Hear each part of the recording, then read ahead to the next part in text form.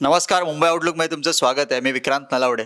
आपण बघतो की सर्वसामान्य माणूस त्याच्या दैनंदिन जीवनामध्ये आणि गावाकडून गावाखेड्यातून इकडे येऊन मुंबईमध्ये किंवा मुंबईसारख्या मुंबईनंतर आणखी काही उपनगरं आहेत, ठाणे असेल, पालघर असेल, या उपनगरांमध्ये आपलं एक स्वतःचं हक्काचं घर घेण्यासाठी आपल्या आयुष्याची पूर्ण जमापुंजी त्याच्यामध्ये खर्च करत असतो. किंबहुना घरासाठी घर सोडून दिवसभर बाहेर काम करत असतो, त्याचे हप्ते फेडण्यासाठी असेल, अशा बऱ्याच गोष्टी आहेत आणि खूप काबाड कष्ट करून एक घर कुठेतरी आपल्या नावावरती की त्या दरवाजावरती आपल्या नावाची पाटी लागावी याच्यासाठी हा पूर्ण आयुष्याचा अट्टहास त्याचा लागलेला असतो. मात्र या सगळ्या सिच्युएशन नंतर आपण काय करतो की घर घ्यायला जाताना बाहेरून काय काय ॲमेनिटीज आहेत, कसं दिसतंय, माझा कितवा फ्लोअर आहे, स्टेशनपासून वॉकिंग आहे का, या सगळ्या गोष्टींचा विचार करतो. मात्र एकदा राहायला गेल्यानंतर मग येतं सोसायटी हँडओव्हर करणं आणि मग शेजारी कोण आहे, मग फ्लोअरवर कोण आहे, मग क्लब हाऊस आहे का, या सगळ्यांमध्ये कुठेतरी नंतर मनस्ताप व्हायला जातो. आणि मनस्ताप झाल्यानंतर हे कंप्लेंट घेऊन जायचं कोणाकडे? शेजाऱ्यांना किती वेळ सांगणार? किंवा मग अरे आमची कमिटी झाली नाही अजून, मग अध्यक्ष बोलणार की मी आउट ऑफ स्टेशन आहे, मग सेक्रेटरी वेगळी कारणं देणार. या सगळ्यांमध्ये खूप मनस्ताप येतो. म्हणजे हप्ता राहिला एका बाजूला, पण मग आणि काही काही असे असतात की आम्ही मेंटेनन्स देतो म्हणजे आमच्या हातवरती, आम्ही काय मग याच्यावरती करणार नाही. या सगळे अनेक नाना प्रश्न आपल्याकडे असतात. या सगळ्यांवरती चर्चा करण्यासाठी आज आपल्याकडे नवी मुंबई हाऊसिंग फेडरेशन आणि महाराष्ट्र राज्य हाऊसिंग फेडरेशनचे सचिव भास्करजी म्हात्रे आपल्यासोबत आहेत. सर, चॅनलमध्ये तुमचं स्वागत आहे. या एकंदरीत या चर्चासत्राला आपल्याबरोबर नानासाहेब कुटे पण आहेत आणि नामदेव भागवत सर आहेत. सो आपण एक सर्वसामान्य माणसाला पडणारे प्रश्न आणि दैनंदिन जीवनामध्ये ज्या गोष्टींची माहिती असली पाहिजे, या सगळ्यावरती आज आपण या सेगमेंटमध्ये चर्चा करणार आहोत. सर, मी माझ्या मुंबई आउटलुक स्टुडिओमध्ये एक तर तुमचं स्वागत करतो. सगळ्यात महत्त्वाचं मला एक बेसिक प्रश्न आहे. आपण नंतर चर्चेला सुरुवात करू, पण मला पहिला प्रश्न बेसिक पडतो की एखादा घर घेताना कुठल्या गोष्टीची, कुठल्या कागदपत्रांची पूर्तता आहे की नाही आहे, हे प्रामुख्याने कसं बघतात? फार चांगला प्रश्न आहे तुमचा. घर घेताना सगळ्यात पहिला ते त्याचा जे सर्च रिपोर्ट बघायचा. सगळ्यात इम्पॉर्टंट म्हणजे ती प्रॉपर्टी तर कोणाच्या तरी नावाची असायची आणि बिल्डरने काहीतरी ते त्याच्यात प्रॉब्लेम केला असेल आणि त्याच्यामुळे सर्च रिपोर्ट हा सगळ्यात महत्वाचा आहे. त्याच्यानंतर त्याचं ॲग्रीमेंट, तर ते एन ए त्यांनी केलेले आहे की नॉन ॲग्रिकल्चरल ती कन्वर्ट केलेले की नाही, अशा तऱ्हेने ह्या ज्या गोष्टी तुम्हाला बघणं कंपल्सरी आहे, कारण तुम्ही ते लाखो रुपये त्याच्यात घालता. त्याच्यामुळे घर घेताना एक ॲडव्होकेटची नेमणूक करायची आणि सर्च रिपोर्ट हा महत्वाचा आहे सगळ्यात पहिला. पण सर, आता आपण बघतो ना की लीगल इनलिगल ह्या गोष्टी थोड्या क्लिअर झाल्या असल्या तरी पण आता लीगलच्या नावाखाली महारेरा नंबर आहे की आमच्या प्रोजेक्टला महारेरा नंबर आहे. मग बऱ्याचदा बघितलं की आता मागे कल्याण डोंबिवलीमध्ये एक केस ओपन झाले की 123 महारेरा नंबर खोटे निघाले. सो हा महारेरा नंबर काय असतो? महारेरा कसं होतं, पूर्वी कसं मोफा होता, महाराष्ट्र ओनरशिप फ्लॅट ॲक्ट 1963. त्या फ्लॅट ॲक्ट 1963 प्रमाणेच तुम्हाला ॲग्रीमेंट करावं लागत होतं. तुम्ही तुमचं ॲग्रीमेंट तुम्हाला करता येत नव्हतं, कळलं ना. तसंच रेरा, त्याच्यानंतर काय झालं, रेरा आला, real estate regulation act. MahaRERA म्हणजे महाराष्ट्र रेग्युलेटरी ऍक्ट. त्याच्यात पण प्रोव्हिजन सेमच आहेत. फक्त मोफामध्ये प्रोव्हिजन कसं होतं, मोफामध्ये एक प्रोव्हिजन होतं की समजा बिल्डरने कन्व्हिन्स करून नाही दिलं किंवा सोसायटी रजिस्टर नाही केली, त्याला 3 वर्ष जेल होती. ते प्रोव्हिजन रेरामध्ये नाहीये, कळलं ना. म्हणून मध्ये असं एक बिल्डर लॉबीचं चाललं होतं की आपण हा रिपील करायचा, मोफा रिपील करायचा आणि रेरा ठेवायचा, पण आम्ही सगळ्यांनी त्याला अपोज केला. रेरा पण ठेवा आणि तुमचं मोफा पण ठेवा, असं आमचं तेच म्हणणं होतं की जुन्या ज्या सोसायटी होत्या त्या रेरामध्ये होत्या. त्याप्रमाणे आता तुमचं जर रेरा तुम्ही म्हणाला, तिथे तुम्हाला ते रजिस्ट्रेशन करणं बंधनकारक. जर रजिस्ट्रेशन केलं नसेल तर तुम्ही बिल्डिंग ही कन्स्ट्रक्ट करू शकत नाही. पण सर, आता आपण बघतो की काही जुन्या बिल्डिंग असतात, काही लोकांचं बजेट नसतं, सर्वसामान्य जॉब करून आपलं घर स्वतःचं घर घेण्याच्या मागे असतात. पण अशा वेळी ते जुन्या बिल्डिंगमध्ये घर घेणं पण प्रेफर करतात, जेणेकरून की थोडं कमी पैशामध्ये मिळेल. सो आयडियली किती वर्ष जुन्या बिल्डिंगमध्ये एखाद्याने नवीन घर घेताना घेतलं पाहिजे? तसं काहीच नाहीये. तुम्हाला जुनी बिल्डिंग कसं असतं, बायलॉज मध्ये एक प्रोव्हिजन आहे, तुमची जर सोसायटीचं वय जर 15 ते 30 वर्षाचं असेल तर 5 वर्षातून एकदा तुम्हाला स्ट्रक्चरल ऑडिट करणं बंधनकारक आहे. आणि तो स्ट्रक्चरल ऑडिट तुम्ही कुठून करायचा, तो त्या म्युन्सिपल कॉर्पोरेशनचा जो त्या पॅनलवर जो स्ट्रक्चरल ऑडिट असेल त्याच्याकडून तुम्ही करायचं. आणि तुमच्या बिल्डिंगचं वय जर 30 वर्षाच्या वर असेल तर 3 वर्षातून एकदा तुम्हाला स्ट्रक्चरल ऑडिट करणं बंधनकारक आहे. त्याच्यामुळे तुमची बिल्डिंग ही सुस्थितीत असते, म्हणजे काय असा प्रॉब्लेम येत नाही. तर तुम्ही जुनं घ्या नवीन घ्या, फक्त एक करायचं की आता बायलॉज मध्ये एक प्रोव्हिजन असं आलेलं आहे की तुम्हाला एनओसीची गरज नाही आहे, पण तुम्ही एनओसी घ्या. मग तुम्हाला एनओसी याच्यासाठी घ्यायची की त्याचं जर आउटस्टँडिंग पेमेंट असेल आणि त्याने ते भरलं नसेल, सोसायटी तुमचं ट्रान्सफर नाही करणार. म्हणून जरी बायलॉज मध्ये प्रोव्हिजन असेल, बायलॉज मध्ये जी प्रोव्हिजन आणली गव्हर्नमेंटने, ती प्रोव्हिजन जी आणली ते वेगळा त्याचा हेतू होता की काही काही सोसायटीत काय होतं की चेअरमॅन सेक्रेटरी जे असतात ना, ते तेच इस्टेट एजंट असतात आणि त्यांच्याच लोकांना फक्त तिकडे परमिशन देत होतं आणि ते काढण्यासाठी त्यांनी ते प्रोव्हिजन काढलं. NOC NOC त्यांनी चांगला शब्द काढला की चॅनल पार्टनर. हो, त्याच्यामुळे ते काय केलं, त्याने ते प्रोव्हिजन त्यांनी काढलं, तुम्हाला एनओसीची गरज नाहीये. पण माझं तर सगळ्यांना म्हणणं आहे, तुम्ही एनओसी घ्या, म्हणजे पुढे फ्युचरमध्ये तुमचा प्रॉब्लेम काय होणार नाहीये. यामध्ये सर आता मोफा आणि महारेरा या बाबतीत आपण विश्लेषण केलं, पण त्याची क्लिअरिटी नाही आहे. आता सध्या जे सोसायटी ओनर्स आहेत किंवा सोसायटीचे जे मेंबर्स आहेत त्यांना ह्याच्या बाबतीतली क्लिअरिटी नाही आहे की बिल्डरने समजा आपल्याला व्यवस्थितरित्या या सगळ्या गोष्टी कन्व्हिन्स करून दिल्या नाही तर तक्रार कुठे करायची, महारेराकडे करायची का मोफाकडे करायची, मोफा अस्तित्वात आहे की नाही आहे याच्या बाबतीत पण साशंकता आहे. त्यामुळे त्या बाबतीत जरा क्लिअरिटी आपण केली तर फार बरं पडेल. आता सध्या महारेरा आहे, तर तुम्हाला बिल्डर ज्यावेळेस एखादा कन्स्ट्रक्शन करतो बिल्डिंग, त्याला तिकडे रजिस्ट्रेशन करायचं लागतं. इव्हन आता इस्टेट एजंट आहेत ते सुद्धा रजिस्टर्ड इस्टेट एजंट्स पाहिजे आहेत, त्यांनी सुद्धा रजिस्ट्रेशन घ्यायचं असतं. कसं होतं, तुम्ही त्यांच्या जोपर्यंत जो बिल्डर आहे किंवा जो डेव्हलपर आहे तो त्या रेरावर रजिस्ट्रेशन करत नाहीये तोपर्यंत त्याला बिल्डिंग कन्स्ट्रक्ट करता येत नाही.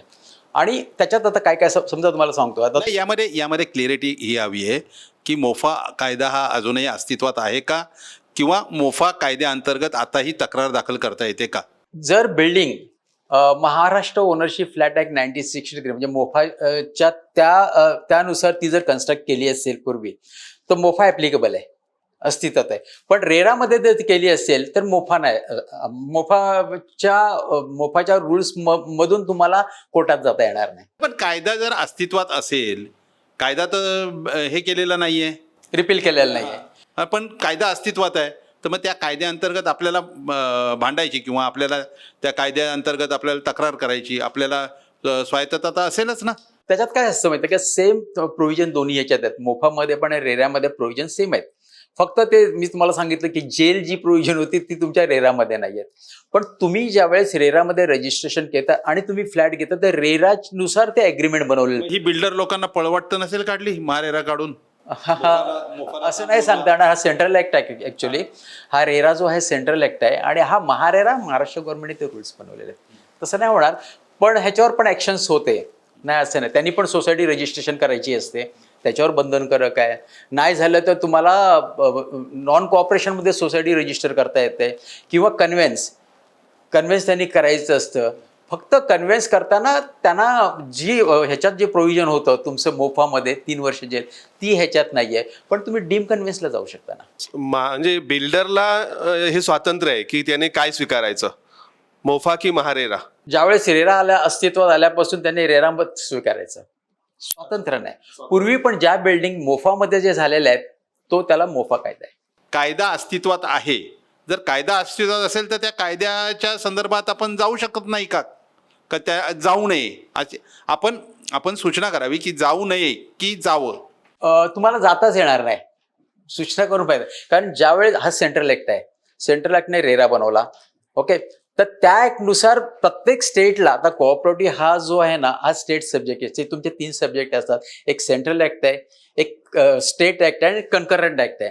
तर हा जो स्टेट असल्यामुळे त्यांनी महारेराच्या प्रमाणे तुम्हाला जायला लागेल, तुम्हाला मोफामध्ये नाही काय करता येणार. आता नाही, मोफा हा सेंट्रल ऍक्ट आहे. नाही, दोन्ही स्टेट ऍक्ट आहेत, दोन्ही स्टेट आहे. पण सेंट्रल रेरा हा जो सेंट्रल ऍक्ट आहे त्याने सांगितलं की सगळ्यांनी तुम्ही हा रेरा घ्या आणि मग महाराष्ट्र गव्हर्नमेंटने महारेरा घ्या. आत्ताच एक इस्टेट एजंटच्या बाबतीमध्ये आपलं बोलणं झालं होतं, तर समजा एक सोसायटीचा मेंबर कोणी इस्टेट एजंट असू शकतो का.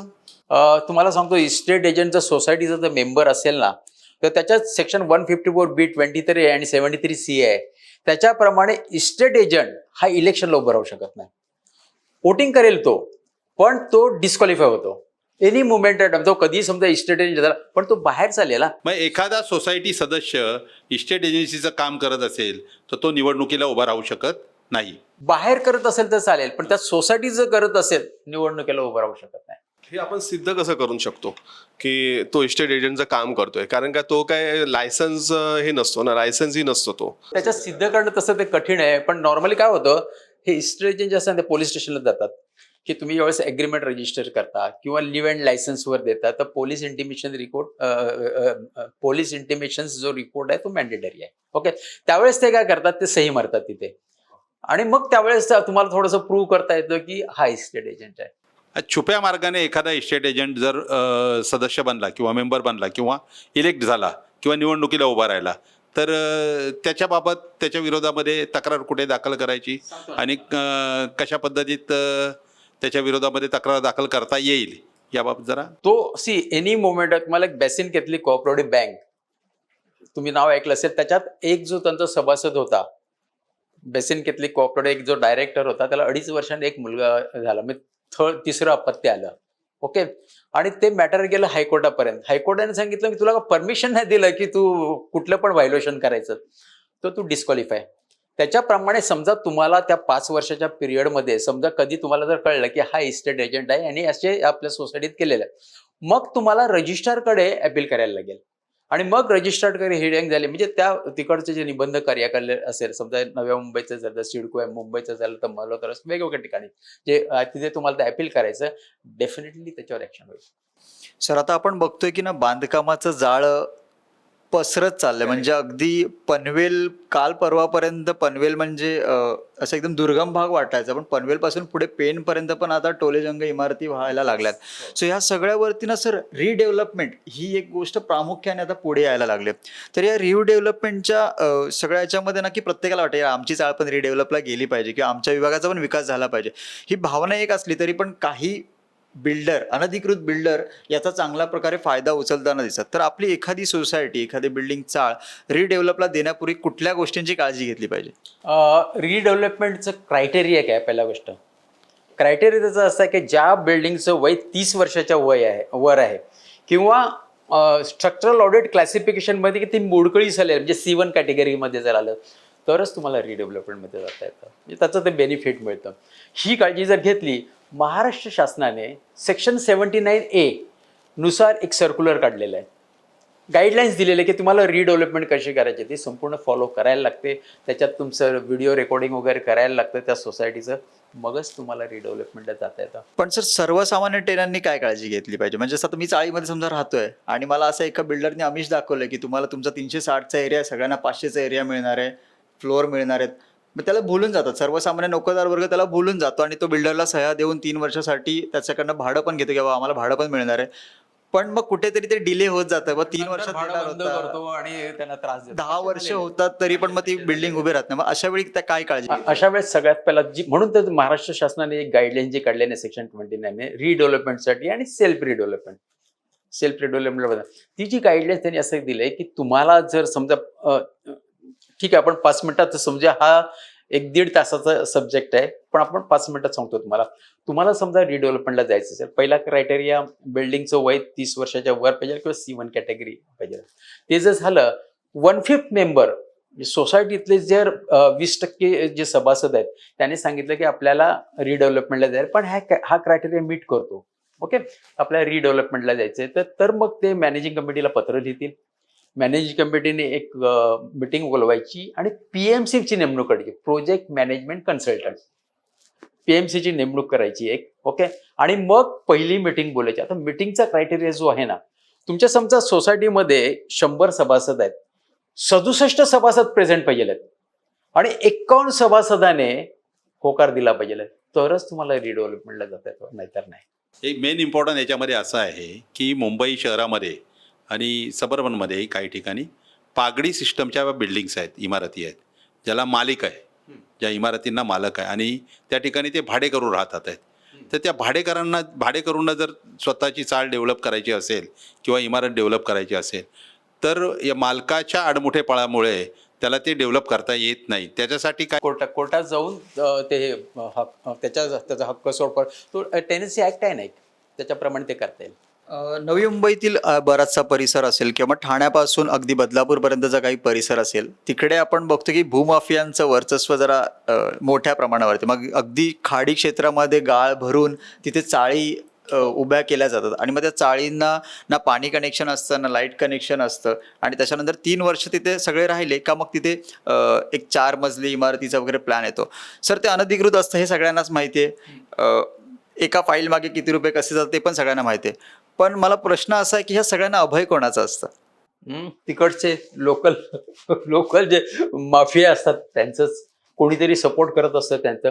पण तुम्ही ज्यावेळेस लाखो रुपये त्याच्यात घालता ना, म्हणून मी पहिला जे तुमचा जो प्रश्न होता ना, चांगला प्रश्न होता तो ऍक्च्युअली, की तुम्ही व्यवस्थित त्याचं संपूर्ण जे डॉक्युमेंट्स वगैरे बघूनच त्याच्यात हाताला, अदरवाईज जाऊ नका, तुमचा पैसा फुकट जाईल सगळा. सर तुम्ही डॉक्युमेंट्सचा विषय काढलात म्हणून मला की त्याच्यामध्ये 3-4 डॉक्युमेंट्स प्रामुख्याने बघितले जातात. आता सध्या म्हणजे जी पिढी थोडी अपग्रेड झाली आहे किंवा काही चॅनल पार्टनर्स पण चांगले मिळतात भेटतात घर घेताना. तर आपण CC म्हणतो, OC म्हणतो, शेअर सर्टिफिकेट येतात, पुन्हा इंडेक्स 2 वगैरे येतं. हे मी जी 4-5 नावं घेतली तर जरा विस्तृतपणे सांगा की प्रत्येक डॉक्युमेंटचा काय बेनिफिट असतो, काय फायदा आहे, काय इम्पॉर्टंट आहे? CC जे आहे ना, CC म्हणजे कॉमन्समेंट सर्टिफिकेट. म्हणजे तुम्हाला प्लिंथ लेवल पर्यंत जे सर्टिफिकेट मिळतं ना, त्याला म्हणतात कॉमन्समेंट सर्टिफिकेट. जोपर्यंत CC मिळत नाही, CC म्हणजे काय, तुम्ही एक अप्रूव्ह प्लॅन करायचं, त्याच्यानंतर म्युन्सिपल कॉर्पोरेशनला तुम्ही सबमिट करायचं किंवा प्राधिकरण असेल समजा सिडको सारखं, तर तिकडे ते सबमिट करायचं आणि मग ते कॉमन्समेंट सर्टिफिकेट मिळतं. CC म्हणजे जोपर्यंत CC मिळत नाही ना, अगोदर प्लिंथचं मिळतं नंतर, तोपर्यंत तुम्हाला कन्स्ट्रक्शन स्टार्ट करता येत नाही तोपर्यंत. म्हणून ज्यावेळेस तुम्ही एखाद्या बिल्डिंगमध्ये तुम्ही ज्यावेळेस फ्लॅट घेताना ते बघायचं CC आहे की नाही. बिल्डिंग कंप्लीट झाली असेल तर OC ऑक्युपन्सी सर्टिफिकेट आहे की नाही, किंवा काही ठिकाणी IOD असतो, म्हणजे इंटिमेशन ऑफ डिसअप्रुव्हल, तो कन्सेप्ट असतो. म्युन्सिपल मुंबईमध्ये IOD वगैरे आहे, तो असेल त्याच्यानंतरच तुम्ही फ्लॅट घ्या, अदरवाईज फसायला होईल. शेअर सर्टिफिकेट आणि इंडेक्स 2चं काय? शेअर सर्टिफिकेट आणि इंडेक्स 2 हा वेगळा आहे. इंडेक्स म्हणजे काय होतं, तुम्ही ज्यावेळेस रजिस्टर करता एखादा 20% जर तुम्ही अमाऊंट जर दिली बिल्डरला किंवा डेव्हलपरला, मग ते तुम्हाला रजिस्टर करायला लागतं. इट इज अ मॅन्डेटरी, हे मॅन्डेटरी आहे. ते एकदा रजिस्टर झालं ना, डॉक्युमेंट रजिस्टर झालं तर it becomes a public domain. मग कोणाला सांगता येणार नाही की असं काय इकडे काय जबरदस्तीने झालं वगैरे काय नाही. ओके, म्हणून रजिस्टर करणं हे बंधनकारक आहे, कळलं ना. एकदा रजिस्टर जे झालं ना, मग इंडेक्स 2 म्हणजे काय, त्याची तुम्ही स्टॅम्प ड्युटी किती भरली, रजिस्टर कधी ते आहे. शेअर सर्टिफिकेट कसं असतं, त्याच्यानंतर ज्यावेळेस सोसायटी रजिस्टर होते ॲज पर मोफा किंवा रेरा, विदिन 4 मंथ म्हणजे 51% फ्लॅट झाले की ती सोसायटी रजिस्टर करायची आहे तुम्हाला. नाही केली तर तुम्ही काय करू शकता की नॉन कॉर्पोरेशनमध्ये पण रजिस्ट्रेशन होतं. तुम्ही रजिस्टर ऑफिसमध्ये जायचं किंवा निबंध कार्यालयाकडे जायचं आणि ती सोसायटी रजिस्टर करून घ्यायची. आणि ती रजिस्टर झाल्यानंतर within 6 month from the date of registration share certificate सोसायटीने इश्यू करायचं ॲज पर बायलॉज.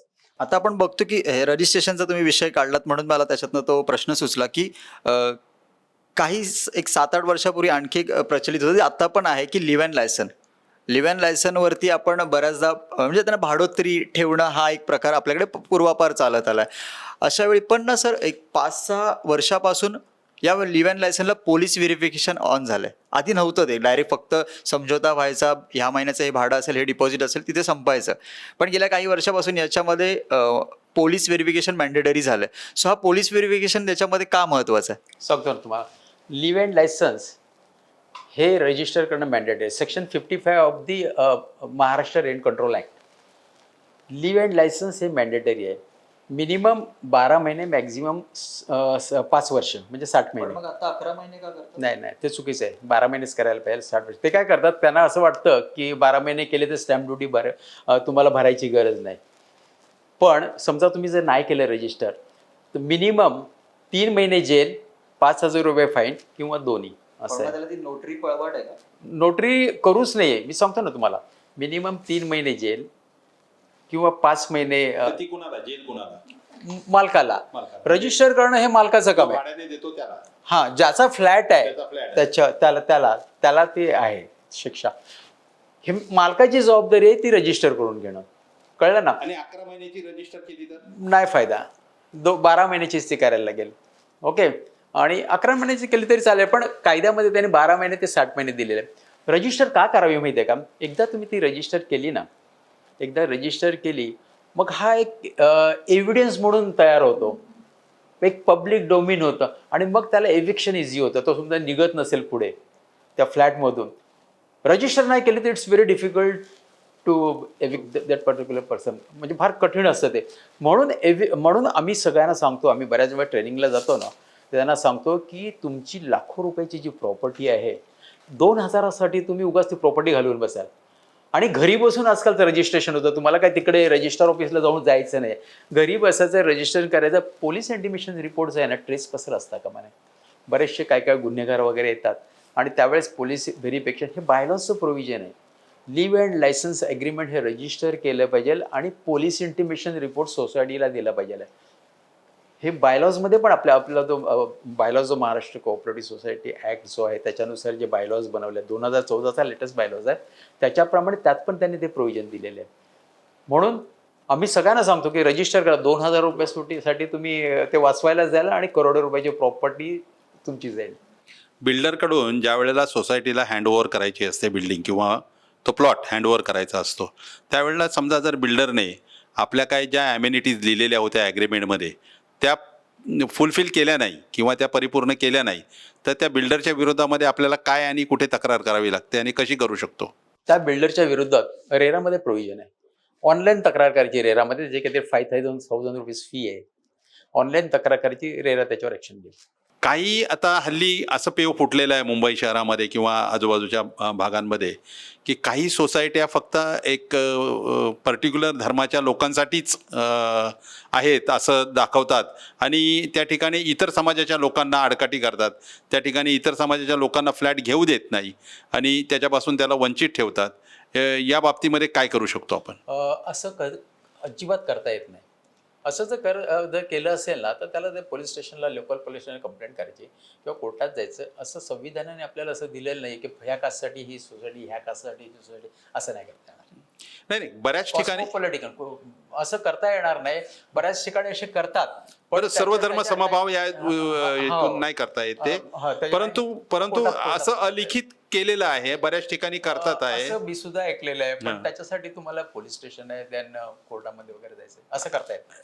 नाही, पहिली गोष्ट म्हणजे मला असं विचारायचं आहे तुम्हाला की एखादी प्रॉपर्टी डेव्हलप करायला आपण ज्या वेळेला घेतो त्यावेळेला त्या ठिकाणी धार्मिक स्थळाच्या बाबतीमध्ये असं काही खास करून असतं का की धार्मिक स्थळाला पण परवानगी मिळते किंवा धार्मिक स्थळाला पण परवानगी घेता येते? म्युन्सिपल कॉर्पोरेशनवरती अवलंबून आहे, त्यांनी द्यायची की नाही. त्याचा FS आहे किंवा हे विदाउट FS आहे, त्याच्यात ते म्युन्सिपल कॉर्पोरेशन अवलंबून आहे. त्यांनी जर म्युन्सिपल कॉर्पोरेशन परमिशन दिलं तर काय प्रॉब्लेम नाही. जर नसेल घेतली परमिशन नाही करतायत. काय होतं माहिती आहे का, हा सर्वात मोठा सेन्सिटिव्ह विषय आहे. मग तिथे धर्माची गोष्ट येते. मग काही लोक धर्माच्या नावाने उभे राहतात आणि मग अशा अनधिकृत गोष्टींना संरक्षण देतात इनडायरेक्टली. आणि मग तिथे लोकल पॉलिटिशियन पण उभे राहतात, तिकडचे आजूबाजूची लोक पण उभी राहतात की बाबा एक विशिष्ट धर्माची लोक की बाबा नाही आमचं मंदिर आहे आणि त्या मंदिराला दुसरी लोक वेगळ्या पद्धतीने हे करायचा, विरोध करायचा प्रयत्न करतात. असा मोठा नाही. ह्याच्यात बराच प्रॉब्लेम. एका धर्माला दिले तर दुसरा धर्म पण मागे लागतो अशा, आणि मग सोसायटीमध्ये वादविवाद तयार होतात. त्याच्यामुळे बायलॉजमध्ये किंवा ऍक्टमध्ये असं कुठलंच प्रोव्हिजन नाही आहे. संविधानाने जसं दिलेलं नाही तर तसं नाही करता येत ते. सर, आता आपण डेव्हलपर बद्दल बोललोच, परंतु सर्वात महत्त्वाची जी इमारत उभी राहिल्यानंतर तिथे जे व्यवस्थापन करणारी जी सोसायटी असते, सर खरंच सोसायटी म्हटलं की त्यामध्ये काम करणारी माणसं म्हणजे लष्कराच्या भाकऱ्या भाजणं आणि घरातून सुद्धा प्रेशर येतं की तुम्ही कशाला त्या फंदात पडताय आणि ते पद कोण घ्यायलाच मागत नाहीये. तर सर काय असं खरोखर आहे काय, व्यवस्थापन करणं खूप अवघड आहे? थोडासा तुम्हाला वेळ द्यायला पाहिजे. अवघड आहे म्हणजे तुम्ही जे म्हणता ना की तुम्ही कसं होतं, प्रत्येक जो सभासद आहे तो आपल्या स्वतःच्या प्रोफेशनमध्ये किंवा बिझनेसमध्ये किंवा सर्व्हिसमध्ये बिझी असतो आणि वेळात वेळ काढून तो सोसायटीसाठी देतो. आणि त्यात काय होतं माहिती आहे का, सोसायटीमध्ये प्रॉब्लेम का होतात? पहिली गोष्ट, सोसायटीमध्ये प्रॉब्लेम होण्यासाठी 2 कारण आहेत. कुठली? एक इगो आणि एक इग्नोरन्स. कळलं ना? 2 कारण. इगो हा तुमच्या रक्तात आहे, हो जाणं कठीण आहे. पण इग्नोरन्स जर कमी झाला तर ऑटोमॅटिकली इगो पण कमी होईल. इग्नोरन्स म्हणजे काय तुम्हाला मी सांगतो. इग्नोरन्स कसं असतो, ही सगळे आपले जे मॅनेजिंग कमिटी मेंबर्स किंवा सभासद, इतर सभासद ह्यांच्याकडे कधीच महाराष्ट्र कोऑपरेटिव्ह सोसायटी ऍक्ट 1960 वाचायला वेळ नसतो. महाराष्ट्र कोऑपरेटिव्ह सोसायटी रूल्स 1961 त्यांना वाचायला त्या वेळ नसतो, बायलॉज वाचायला वेळ नसतो, वेगवेगळे गव्हर्नमेंट सर्क्युलर जवळजवळ 3-4 महिन्यातून एक येत असतं, त्यांच्यापर्यंत पोहोचत नाहीये आणि मग डिस्प्यूट स्टार्ट होतो. सर आता आता हा एप्रिल ते सप्टेंबर हा प्रत्येक सोसायटीमध्ये आता जनरल मीटिंग बोलवण्याचा एक माहोल तयार झालेला आहे, वातावरण तयार झालेलं आहे. तर ही जी जनरल मीटिंग किंवा सर्वसाधारण सभा, जी वार्षिक सर्वसाधारण सभा, या वार्षिक सर्वसाधारण सभेसाठी अध्यक्ष किंवा सचिव यांची काय कर्तव्य आहेत? हा एक फार चांगला बदल. फायनान्शियल इयर किंवा कोऑपरेटिव्ह इयर 1 एप्रिल ते 31 मार्च हे आपलं फायनान्शियल इयर किंवा कोऑपरेटिव्ह इयर आहे. आता काय होतं, ज्यावेळेस आमचे जे सभासद असतात ना, ते मेंटेनन्स चार्जेस देतात, त्यांचं काहीतरी एक्सपेक्टेशन असतं, ती ट्रान्सपरन्सी मेंटेन व्हायला पाहिजे. म्हणून महाराष्ट्र शासनाने बायलॉजमध्ये ऍक्टमध्ये काही प्रोव्हिजन केलेत.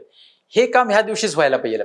आता तुम्ही जे म्हणालात, आता एप्रिलपासून ओके, विदिन 45 डेज म्हणजे 45 दिवसात एकदा तुमचं वर्ष संपलं, 31 मार्च संपलं, 45 दिवस 15 मेच्या आत तुमचं अकाउंट्स रेडी व्हायला पाहिजे. कायद्याने दिले, नाही दिले तर व्हायोलेशन ऑफ बायलॉज. कळलं ना? Within 45 days from the end of the year society must keep their account ready. पहिलं. मग तुम्ही स्टार्ट कधी करायचं? तुम्ही फर्स्ट वीकलाच काय करायचं की तुम्हाला 2 पत्र बनवायची. पहिलं पत्र तुमचं जिथे FD असेल त्या बँकेला पत्र लिहायचं की अक्रूड इंटरेस्ट सर्टिफिकेट द्या. हे गरज आहे तुम्हाला अकाउंट्स रेडी करण्यासाठी. दुसरं, तुमच्या ज्या बँकेमध्ये खाते आहेत, म्हणजे तुमचं सेव्हिंग अकाउंट असेल किंवा काही करंट अकाउंट नॅशनलाइज बँक हल्ली ओपन करतायत, ओके, मग त्या बँकेने काय करायचं की तुमचं बॅलन्स अजून 31 मार्च, आत्ताचा ह्या वर्षाचा जर आपण विचार केला तर 31 मार्च 2024 की ते सर्टिफिकेट घ्यायचं.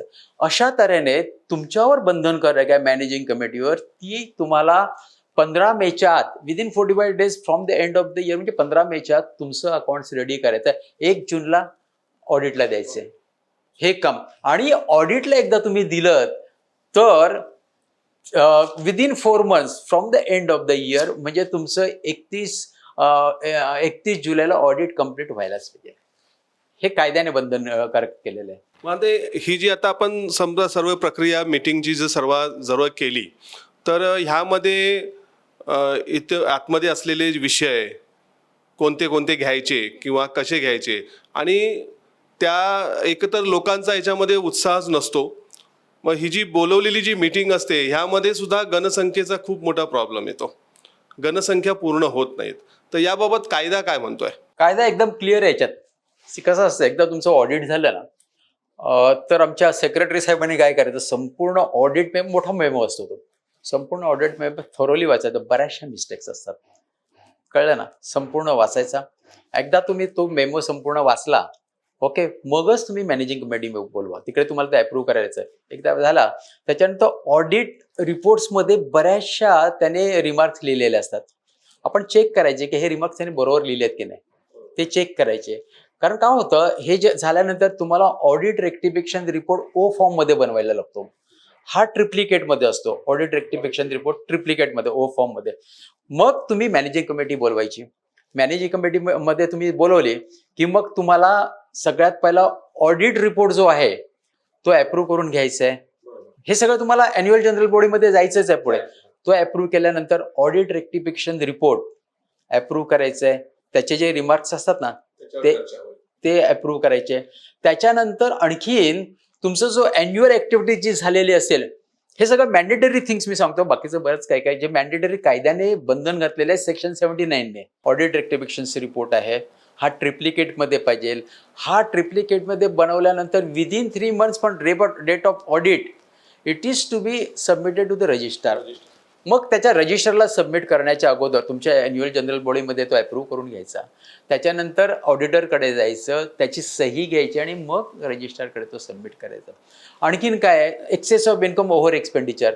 आपल्या हाऊसिंग सोसायटीमध्ये प्रॉफिट अँड लॉस अकाउंट नाही आहे, कळलं ना? इथे कसं होतं, इथे no profit no loss, excess of income over expenditure असतं.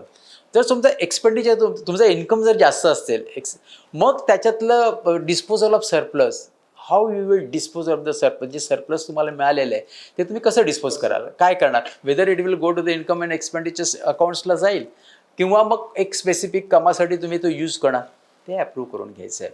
त्याच्यानंतर बजेट तुम्हाला बनवायचं आहे. तुमच्याकडे आता इन्कम आणि एक्सपेंडिचर दोन्ही असेल, मग तुमचं एक्सपेक्टेशन काय आहे, तुम्हाला पुढे किती तुमचा खर्च वाढणार आहे किंवा आणखीन किती येणार आहे.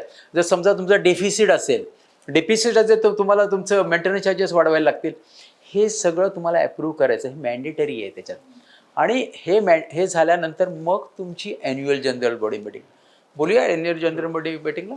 ॲन्युअल जनरल बॉडी जी मिटिंग आहे ना, वार्षिक सर्वसाधारण सभा. कोणत्याही परिस्थितीत वार्षिक सर्वसाधारण सभा ही 30 सप्टेंबरच्या आत व्हायला पाहिजे. यू विल नॉट गेट वर्षातून एकदा 30 सप्टेंबरच्या आत. तुम्हाला कोणत्याही परिस्थितीत त्याच्यात एक्सटेन्शन मिळणार. नॅचरल कॅलॅमिटीजसाठी रजिस्टरला परमिशन आहे, पण नॉट तुमच्या याच्या एका सोसायटीसाठी ती नाही मिळणार. ती सर्वांसाठी 3 महिन्याचं मॅक्झिमम एक्सटेन्शन आहे त्याच्यात, 3 महिन्यासाठी ऑक्टोबर डिसेंबरपर्यंत. पण ती तुम्ही जर एक जर सोसायटी गेली तर नाही. त्याच्यात सेक्शन 75 आहे. सेक्शन 75 मग कमिटी रजिस्टर ॲक्शन घेते. अच्छा, तो जो ॲन्युअल जनरल बॉडी जी मिटिंग आहे ह्याच्यात काही गोष्टी फार महत्त्वाच्या आहेत. म्हणजे तुमची डेट ऑफ जी नोटीस आहे ना, डेट ऑफ नोटीस आणि डेट ऑफ मीटिंग, ओके, ह्याच्यात त्यांनी काय लिहिलं, 14 क्लिअर डेज नोटीस द्यायची आहे. आता म्हणजे क्लिअर डेज म्हणजे काय, पूर्ण दिवस. 14 क्लिअर पूर्ण दिवस म्हणजे काय, डेट ऑफ नोटीस आणि डेट ऑफ मीटिंग सोडून मधले 14. एका सोसायटीवर रजिस्टरने ॲक्शन घेतली. त्याने काय केलं, 1 तारखेला नोटीसची तारीख टाकली आणि 14 तारखेला मीटिंग घेतली. अगदी मायनर मिस्टेक. 14 क्लिअर डेज होत नाही बघा ॲक्शन. म्हणून प्रत्येक सोसायटीला आम्ही ज्यावेळेस ट्रेनिंगला जातो सेक्शन 154B आम्ही त्यांना सगळ्यात पहिला तेच सांगतो की date of notice and date of meeting, ज्याने ह्याच्या मधले 14 दिवस ती नोटीस मिळेल, सगळ्यात पहिलं काम आहे ते. म्हणून ते लक्षात ठेवायचं. म्हणजे कंजूसपण ह्याच्यात कधी करायचं नाही. थोडे जास्त द्या. सोसायटीची मॅनेजिंग कमिटी ही प्रॉब्लेममध्ये येईल.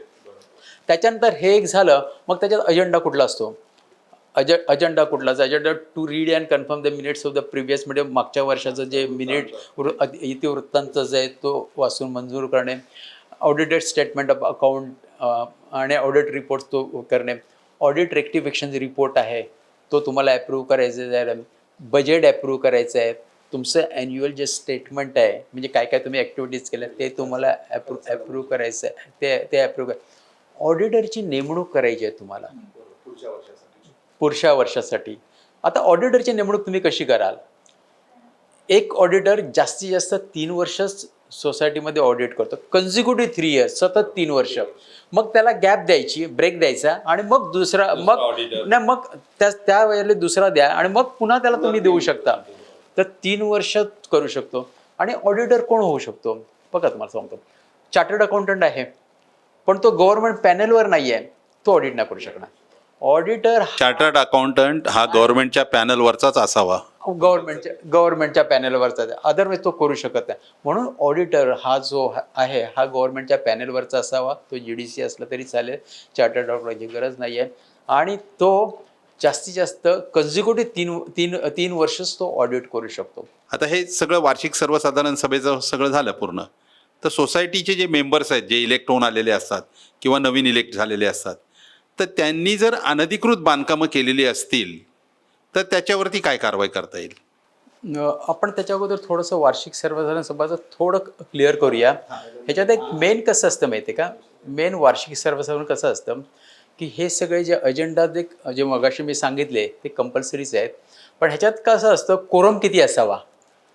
कोरम कसं 2/3 or 20 whichever is less, 2/3 or 20 whichever is less हा कोरम आहे. पण समजा तुम्ही जर खाली एक नोट लिहिलेली असेल, एक टीप लिहिलेली असेल की if there is no quorum meeting will be adjourn for happen there after quorum is not like. हां, अर्ध्या तासानंतर तुम्ही समजा तिकडे जर तुमची गणसंख्या नसेल तर अर्ध्या तासानंतर ती मीटिंग स्थगित केली जाईल, त्याच्यानंतर गणसंख्येची गरज नाही. असं जर तुम्ही त्या नोटमध्ये लिहिलेलं असेल तर काय होतं, 11ची समजा मीटिंग आहे, 11 वाजता ती स्थगित करायची. चेअरमॅन साहेब येतील, आमचे अध्यक्ष साहेब म्हणतील की आता कोरम नाही आहे, तर आपण स्थगित करूया ती. कोरम म्हणजे 2/3 or 20, ओके. आणि 11:30ला पुन्हा स्टार्ट करायची. 5 जरी जण असली तरी ती मीटिंग ग्राह्य धरली जाते. अशा तऱ्हेने ॲन्युअल जनरल बॉडी जी मीटिंग आहे ती तुम्हाला कंडक्ट करायची आहे. आता आपण जनरल मीटिंग बद्दल जे बोलतोय सर, जनरल मीटिंगचं जर मिनिट आणि इतिवृत्त ह्याचं सर सोसायटीच्या कामकाजामध्ये किती महत्व आहे? एकदम फार फार महत्व आहे. कसं असतं, इतिवृत्त म्हणा किंवा मिनिट्स म्हणा, एकदा तुमची ॲन्युअल जनरल बॉडी मीटिंग होऊ दे किंवा स्पेशल जनरल बॉडी मीटिंग होते झाली ना, तर within 3 months from date of meeting, म्हणजे 3 महिन्याच्या आत तुमची एकदा मीटिंग झाली तर 3 महिन्याच्या आत तुमचं ड्राफ्ट मिनिट्स आहे ते मॅनेजिंग कमिटीने बनवायचं आहे. एकदा ते बनवलं तर within 15 days from the approval of the draft minutes, 15 दिवसाच्या आत तुम्ही ज्यावेळेस ड्राफ्ट मिनिट जिथे तुम्ही अप्रूव्ह करता तर 15 दिवसाच्या आत तुम्ही तुमच्या सभासदांना सर्क्युलेट करायचं आहे. राईट. एकदा तुम्ही सर्क्युलेट केलं तुमच्या सभासदांना, मग त्यांची रिस्पॉन्सिबिलिटी आहे. त्याने काय करायचं, 15 दिवस तिथे पण म्हणजे पिरियड दिलेलं आहे, 15 दिवसात त्यांचं समजा जे काय ऑब्झर्वेशन असेल की हे मिनिट्स बरोबर नाही आहे, ओके, ते लिहून देतील की हे डिस्कस झालंच नव्हतं किंवा हे डिस्कस झालं ते आलं नाही, तर ते सेक्रेटरी साहेबांना देतील आणि मग मॅनेजिंग कमिटीने त्यांची जी नेक्स्टची मॅनेजिंग कमिटी त्याच्यात ते डिस्कस करायचं. त्यांना असं वाटलं की आपला सभासद चुकीचं बोलतोय, मग तुम्ही तुमच्या ज्या जी इतिवृत्तांतामध्ये मॅनेजिंग कमिटीच्या जो इतिवृत्त त्याच्यात त्यांनी नोट डाऊन करायचं की आपले मिनिट्स बरोबर आहेत, हा चुकीचा म्हणून. पण तुम्हाला जर असं वाटलं की आमचा जो सभासदांनी जे काही ऑब्झर्वेशन दिलेलं ते करेक्ट आहे, मग त्या मिनिट्समध्ये करेक्ट करायचे, फायनल मिनिट्स करायचे. आणखीन एक मिनिट्सबद्दल एक सांगतो, ही ज्यावेळेस तुम्ही नोटीस जी देता ना, हे महत्त्वाचं आहे. नोटीस 1 कॉपी रजिस्टरला आणि 1 कॉपी फेडरेशनला देणं बंधनकारक आहे आणि सगळ्यांना सर्क्युलेट करणं हे बंधनकारक आहे. प्रत्येक सभासदाला सर्क्युलेट कशी केली जाते? ती बाय पोस्ट केली जाते की हँड डिलिव्हरीने केली जाते? जे सभासद तिकडे जे राहतात ना, त्यांना तुम्ही हँड डिलिव्हरी करा. नोटीस बोर्डला लावणं बंधनकारक आहे. बरोबर. नोटीस बोर्डला लावणं हे बंधनकारक आहे आणि ईमेल असेल ते ईमेलने काय प्रॉब्लेम नाही. सोसायटीमध्ये सभासदांच्या नोटीस बोर्ड असावा, कंपल्सरी आहे. कंपल्सरी आहे. आणि जर बिंग वाईज ज्या सोसायटीने नसेल केला तर त्यांना कंप्लेंट करायची रजिस्टरकडे कंप्लेंट Yes, sir. करायची. ओके. याच्यामध्ये सर्वात महत्त्वाची गोष्ट अशी आहे की आता हे सगळे इलेक्ट होऊन सभासद वगैरे येतात आणि आल्यानंतर मग ते पॉवरमध्ये येतात. पॉवरमध्ये आले की त्यांना असं वाटतं की आय एम समथिंग, म्हणजे मी काहीही करू शकतो, आणि मग ते आपल्या घरामध्ये इकडे तिकडे सगळे फेरबदल करणं किंवा मूळ रचनेमध्ये फेरबदल करून टॉयलेट बाथरूमची जागा बदलणं, पुढे पॅसेजमधली जागा अडवणं, पुढे करणं, अशा पद्धतीत जर अनधिकृत बांधकामं केली सोसायटीच्या पदाधिकाऱ्यांनी तर त्या विरोधात आपल्याला काय करता येते आणि कुठे दाद मागता येते आणि त्यांच्यावरती काय कारवाई केली जाते? बायलॉजमध्ये एक प्रोव्हिजन आहे, तुम्हाला कुठलंही स्ट्रक्चर वगैरे चेंज करता येत नाही विदाउट परमिशन्स किंवा लोकल ऑथॉरिटी. ओके. तुम्ही समजा अनधिकृत बांधकाम केलं किंवा एन्क्रोचमेंट केलं कुठलं तर बायलॉज नंबर 169 एक प्रोव्हिजन दिलेलं आहे, 5 टाइम त्याच्याकडून मेंटेनन्स चार्जेस घ्यायचे. कमी नाही करता येणार. 5 टाइम्स मोर दॅन 5 टाइम्स. हां, 5 टाइम म्हणजे तुमचं मेंटेनन्स 1000 असेल तर 5000 महिन्याला त्याच्याकडून तुम्ही मेंटेनन्स घ्यायचं. बायलॉजमध्ये प्रोव्हिजन आहे. त्याच्यात 2 दिले, एक तुमचं अनऑथराइज कार पार्किंग आहे आणि एन्क्रोचमेंट आहे, असे 2 प्रोव्हिजन आहे. अशा ठिकाणी तुम्हाला सोसायटीला ते घेता येतात. ओके. आणि बाकीचं समजा त्याने जर काही स्ट्रक्चर वगैरे चेंज केलं असेल, म्युनिसिपल कॉर्पोरेशनला परमिशन तुम्ही तिकडे पत्र पाठवायचं आणि ते ॲक्शन घेतात त्याच्याकडे, त्यांना ती ऑथॉरिटी आहे. नाही, त्यामध्ये समजा जर तक्रार झाली बृहन्मुंबई महानगरपालिकेकडे आणि एमआरटीपी ऍक्ट मध्ये जर त्याच्यावरती कारवाई झाली आहे ना, आणि त्या सभासदावरती जर गुन्हा नोंदवला गेला तर मग त्या सभासदाच्या वरती काय कारवाई करणार सहकारी निबंधक? सहकार निबंधक त्याच्यावर नाही कार्य करणार. गुन्हा जर झाला तर सेक्शन 54 आहे MRTP ॲक्टचा, 5450 ते जो आहे त्याप्रमाणे तो गुन्हा नोंदवला जातो आणि त्याच्यावर तो FIR लॉज होतो त्याच्याप्रमाणे. ओके. त्याला जर तुम्हाला एक्सपेल करायचं झालं ना, एक्सपल्शन म्हणजे सेक्शन 35 आहे. सेक्शन 35 मध्ये जर एखादा प्रॉब्लेम क्रिएटर जर सभासद असेल तर सेक्शन 35 प्रमाणे तुम्ही त्याच्यावर कारवाई करू शकता. पण ती कशी कारवाई करणार? सेक्शन 35 मध्ये कारवाई करताना त्याला एक शोकॉज नोटीस द्यायला लागते. त्याच्यानंतर एक तुम्ही मग जनरल बॉडी मीटिंग बोलवायची आणि त्याच्यात ते मॅटर डिस्कस करायचं आणि तिथे जर अप्रुव्हल झालं 3/4 मेजॉरिटीने तर मग तुम्ही त्याला एक्सपेल करू शकता आणि पुन्हा तो तुमचं जे रिझोल्युशन आहे ते रजिस्टर ऑफिसला पाठवायचं असतं आणि रजिस्टर ऑफिसमधून तिकडून अप्रुव्हल आलं तर तुम्हाला एक्सपेल करता येतं. अशा तऱ्हेने आहे. पण सोसायटीचे जर प्रमुख पदाधिकारी आहेत त्यांनीच जर हे केलं कृत्य तर मग दाद कुणाकडे मागायची? तरी रजिस्टरकडे बाकीच्या सभासदांनी करायचं. म्हणजे रजिस्टरकडे दाद मागता येते बाकीच्या सभासदांना त्या लोकांच्या विरोधामध्ये. आहे ना, अशा कितीतरी सोसायटी डिस्क्वालिफाय केलेल्या आहेत कमिटी मेंबर्स. दोन्ही मान्यवरांनी उपस्थित केलेला प्रश्न आणि मगाशी तुम्ही नमूद केलेला इगो आणि इग्नोरन्स याच्या पार्श्वभूमीवरती माझा असा पुढचा प्रश्न आहे की प्रत्येक सोसायटीमध्ये 20च्या वरती टेनंट असतात. 15-20च्या वरतीच, म्हणजे मग ते 70-80 पर्यंत पण जाऊ शकतात. आणि पदं असतात 3 प्रमुख पदं, म्हणजे अध्यक्ष, चेअरमॅन, अध्यक्ष, सेक्रेटरी आणि खजिनदार. ठीक आहे. पण मग आपल्याकडे अशी टेंडन्सी आहे की बाबा संपूर्ण सोसायटीला पाणी नाही आलं, कचरेवाला नाही आला, किंवा मग कोणी बाहेरच्या सोसायटीनं एखादी बॉटल आतमध्ये येऊन पडली, तर बऱ्याचदा असं होते, बऱ्याच वेळेला तिघांना टार्गेट केलं जातं की यांचं लक्ष नाही आहे, कामाकडे लक्ष नाही आहे. आणि बऱ्याचदा त्या तिघांना माहीत पण नसतं की हे कोणी आणलं, चौथ्याची चूक असते. पण या सगळ्यामध्ये त्या तिघांना वेळोवेळी दोषी ठरवणं कितपत योग्य आहे? अगदीच चूक आहे ते. तिघं म्हणजे हे मगाशी तुम्ही सांगितलं की लष्कराच्या भाकऱ्या बाजारासारखं आहे, खरं आहे. ते आपल्या स्वतःचा बिझनेस, त्यांचं सर्व्हिस किंवा मग प्रोफेशन सगळे जे सांभाळून ते काम करत असतात.